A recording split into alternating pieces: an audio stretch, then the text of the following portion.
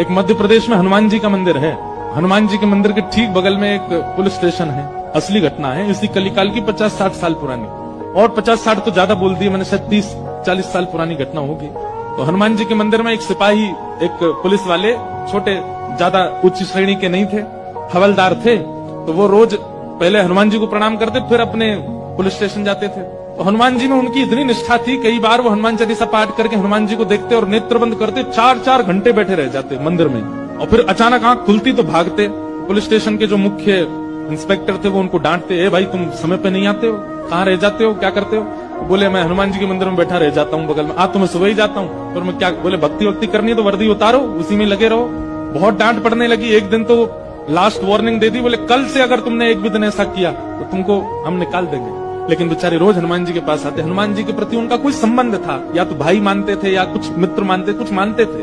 तो बाहर आए और बाहर से ही प्रणाम करने लगे हनुमान जी को। अंदर नहीं आऊंगा, अंदर आता हूं तो आप पकड़ लेते हो, मेरी नौकरी छूट जाएगी।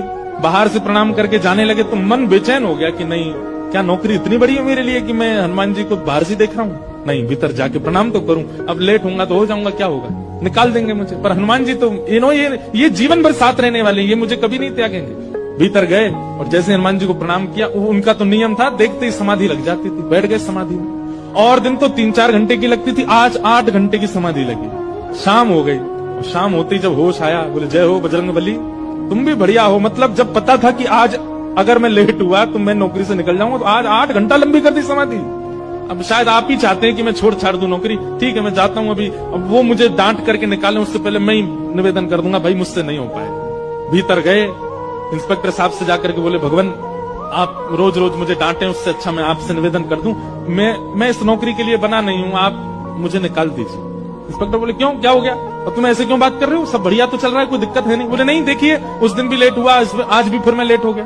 तब लेट हुए आज सवेरे हम लोग गए तो थे, वो चोर पकड़ के भीतर बंद किया, तुमने उसमें इतने मुक्का मारे घुमा घुमा के, बेचारे की नाक से खून निकाल दिया तुमने। हम तुमको रोक रहे थे, लेकिन आज तुम्हें ऐसा बल उठा उठा के फेंक रहे थे उसको। सब बढ़िया तो है, अब समय से आते रहते हो तुम, अब कोई दिक्कत नहीं है, अब क्यों कह रहे हो इस्तीफा देना?